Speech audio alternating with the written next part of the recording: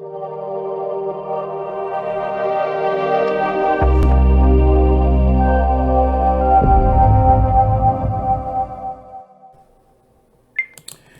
le bendiga, mis queridos hermanos. Es un placer estar de nuevo con ustedes para continuar repasando, repensando, para estar confirmados en la verdad presente.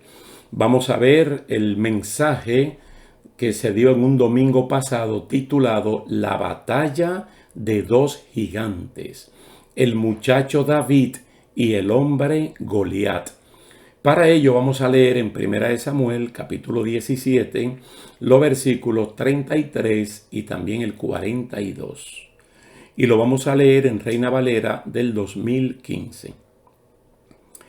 Dice así el versículo 33, Saúl dijo a David, tú no podrás ir contra ese filisteo para luchar contra él, porque tú eres un muchacho y él es un hombre de guerra desde su juventud. Y el verso 42 dice, cuando el filisteo miró y vio a David, lo tuvo en poco, porque era un joven de tez sonrosada y de hermoso semblante. Es una historia ampliamente conocida, que como hemos dicho en otras ocasiones, es un tema muy recurrente, incluso para escuela dominical de niños. La historia de esa gran batalla entre David y Goliat. Regularmente uno la presenta como un muchacho versus un gigante.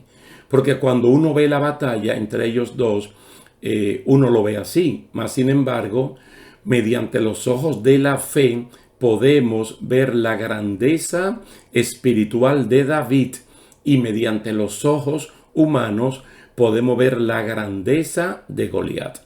La grandeza de Goliat se podía medir y se podía pesar, porque 1 Samuel capítulo 17 no solamente nos dice cuál era el pueblo de Goliat, pero también dice cuánto medía, 9 pies, 6 pulgadas y media.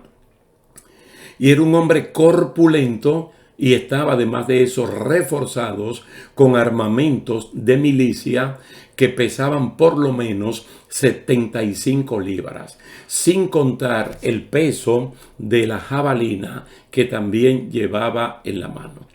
Quiere decir que la batalla en sí no fue entre un gigante y un muchacho, como lo dice el verso 33. ¿Cuál es la visión que tiene Saúl? Él tiene la visión puramente humana de aquella persona que pone los ojos en las cosas de los hombres. Pero mediante los ojos espirituales, entonces uno puede ver que es una batalla entre gigantes. Entonces, el gigante David no se puede medir la grandeza espiritual de él. Es un gigante espiritual fundamentado en el poder de Dios y un gigante humano fundamentado en el poder de su fuerza y reforzado por armas militares. Saúl le dijo a David con sobradas razones que él era un muchacho, y que Goliat era un hombre de guerra entrenado desde su juventud. Era lo que Saúl podía ver con los ojos humanos. Déjeme decirle algo, haciendo un paréntesis de un tema que se tocó anteriormente, un domingo hace tiempo, acerca de cuando Jesucristo le reveló a los discípulos todo lo que a él le iba a ocurrir en Jerusalén. Tenía que ser apresado, maltratado y finalmente muerto. Pedro tomó a Jesús por la mano, lo sacó del grupo y le dijo, te digo yo que no te acontezca tal cosa. Y Cristo lo reprendió y le dijo, quítate delante de mí, Satanás, porque tú no pones la mirada en la cosa de Dios, sino en la de los hombres. Es decir, el Señor no le habló al diablo, el Señor le habló a Pedro, que en ese momento se estaba comportando como un adversario, que es lo que quiere decir Satanás. Pero lo que yo quiero rescatar de allí es la palabra de Jesús cuando le dijo, tú pones la mirada en la cosa de los hombres y no en la cosa de Dios. Saúl tenía la mirada en la cosa de los hombres y no en la cosa de Dios. Su visión solo alcanzaba a ver a un muchacho versus un gigantón de casi 10 pies de estatura. Pero la visión de Saúl también era compartida por Goliat, como acabamos de leer en el versículo 42. Él vio que era un muchacho. Entonces, a los ojos de ambos y a los ojos del pueblo también era una batalla desigual entre un gigante y un muchacho. Entonces, así se puede ver. Ahora, segunda de Corintios capítulo 10, verso 7.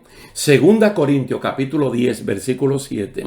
Pablo le dice a los corintios, ustedes ven las cosas según la apariencia externa o según la apariencia exterior. Y así evalúan y así se pueden dar cuenta si pueden o si no pueden, porque siempre están tratando de responder con el poder humanamente hablando y no con el poder espiritual.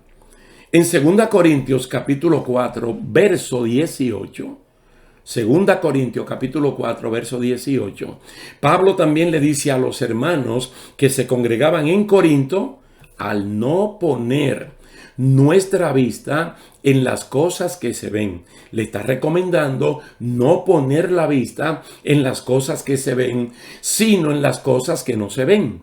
Porque las cosas que se ven son temporales, pero las que no se ven son eternas. Entonces aquí se marca la diferencia entre lo que es una visión espiritual y una visión puramente biológica, por los ojos, oftalmológica. Entonces el cristiano está dotado, o tiene, mejor dicho, una dotación espiritual que le permite ver mediante los ojos de la fe lo que cualquier gente común y corriente no puede ver. Yo le puedo decir a ustedes, antes de continuar en esta batalla de dos gigantes, que el apóstol Pablo en un momento dado era un gigante. Pablo era un gigante intelectual. Sus logros intelectuales lo hacían un gigantón de su época. Pero él no accedió a la gigantez, a la grandeza de su intelectualidad, sino al poder de Dios, como lo dice claramente en 2 Corintios capítulo 10, los versículos 3 al 5.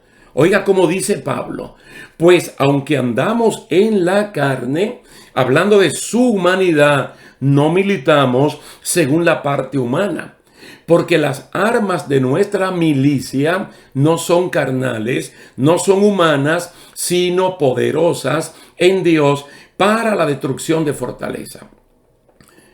Ese gigante Goliat, él estaba reforzado con armas de milicia puramente humana. Y Pablo, con armas espirituales, dice, destruimos los argumentos y toda altivez que se levanta contra el conocimiento de Dios. Armas poderosas para la destrucción de fortalezas, con una capacidad tan grande que podemos llevar cautivo todo pensamiento a la obediencia a Cristo. Entonces, mire la diferencia. Pablo intelectualmente es un gigante de su época. Es un hombre que, según Hechos capítulo 17, él podía discutir con epicúreos y con estoicos, filósofos griegos del altísimo saber, colocarse al nivel de ellos, pero en ese contexto él se preocupa solo por presentar a Jesucristo, porque no hay una cosa más grande que esa, y eso lo convierte en un gigante. Cuando él le habla a los hermanos filipenses en el capítulo 3, los versículos 4 al 7, él le dice, aunque yo tengo de qué confiar también en la carne, en la parte humana, si alguno cree tener de qué confiar en la carne, él dice, yo más, porque era un gigante, circuncidado al 8º día, del linaje de Israel, de la tribu de Benjamín, hebreo de hebreos, en cuanto a la ley fariseo, en cuanto al celo perseguidor de la iglesia, en cuanto a la justicia de la ley, irreprensible. Pero las cosas que para mí eran ganancia, las he considerado pérdida a causa de Cristo. Él entrega toda esa grandeza humana, todos esos logros que lo hacían un gigante de la época para ser un verdadero gigante espiritual, sirviéndole a Jesucristo. En Gálatas capítulo 1, versículos 13 y 14, él le dice a los hermanos de las iglesias de Galacia: ya oyeron acerca de mi conducta en otro tiempo en el judaísmo, que yo perseguía ferozmente a la iglesia de Dios y la estaba asolando. Me destacaba en el judaísmo sobre muchos de mis contemporáneos en mi nación, siendo mucho más celoso de las tradiciones de mis padres. Con 2 Corintios capítulo 10, con Filipenses capítulo 3 y con Gálatas capítulo 1, podemos concluir en que el apóstol Pablo fue una especie de David, en el sentido de que se convirtió en un gigante espiritual, pero se negó a ser un gigante puramente humano como Goliat. Entonces aquí es que la fe actúa, aquí es que la fe trabaja. La fe que ha sido depositada en cada uno de nosotros mediante el escuchar la santa y bendita palabra de Dios. El espectáculo comenzó. El gigante de casi 10 pies de estatura versus el muchacho que no sabemos la estatura de él, pero era muy pequeño comparado con Goliat. Entonces todo el mundo está mirando. El pueblo de Israel representado por el ejército, el pueblo de Filistea representado por su ejército, el rey Saúl que está allí está viendo una batalla entre un muchacho y un gigante. Pero el único que está viendo la batalla entre dos gigantes es el mismo David. Porque antes de entrar al ruedo, antes de entrar a la batalla, él le informó al rey Saúl que él, siendo pastor de las ovejas de su padre Isaí, él la cuidaba de los osos y de los leones, probablemente de los lobos también. Y si lograban tomar algún cordero, alguna oveja, él no lo daba por perdido, él no la daba por perdida, sino que salía detrás del oso, lo mataba y liberaba la oveja. Salía detrás del león, lo mataba y liberaba la oveja. Y dice, este incircunciso no es nada comparado con un oso, con un león. Porque él no me está desafiando a mí, él está desafiando al que habita en mí, al poderoso de Israel, que es inconmensurable, que no se puede medir.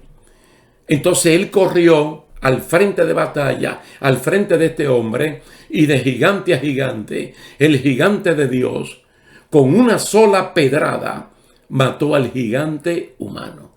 Una batalla que nos dice a nosotros, los cristianos, que no importa el tamaño del problema, que no importa el peso del problema, que desde la óptica de Dios nosotros podemos salir triunfante.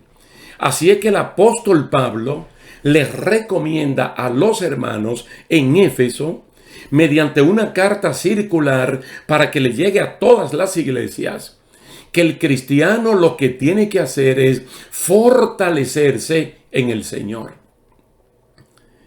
Fíjese que nos manda como una especie de gimnasio, de disciplina, de entrenamiento espiritual en el Señor. ¿Tú quieres ser fuerte? Pues Romanos capítulo 12, los primeros 2 versículos te dicen cómo tú te puedes hacer fuerte. Y Pablo está diciendo, fortalécete en el Señor, busca del Señor, pregúntale a David cómo él lo hizo, cómo él se hizo un gigante espiritual. Dice, no solamente fortaleciéndonos en el Señor, sino en el poder de su fuerza. Cuando Él está con nosotros, ¿quién contra nosotros? ¿Cómo me fortalezco? ¿Cómo me hago fuerte? ¿Cómo crezco espiritualmente? Consagrándome al Señor, teniendo una relación cercana con el Señor, una relación de intimidad. ¿Sabe lo que dice Santiago capítulo 4, versículo 7? Sométete al Señor, y el diablo de ti huirá. Ni siquiera se va a enfrentar a ti. Cuando él ve un cristiano, una cristiana que están sometidos, bajo el poder de Dios, están tan fortalecidos que entonces el diablo y cualquier principado o cualquier gobernador o cualquier hueste de maldad por un camino vendrán y por 7 saldrán huyendo. Vamos a dejarlo hasta aquí y tómese la oportunidad de repensar y de repasar, como dice el apóstol Pedro, que estemos completamente convencidos en la verdad presente. Que Dios te bendiga, que Dios te guarde y será hasta una próxima ocasión.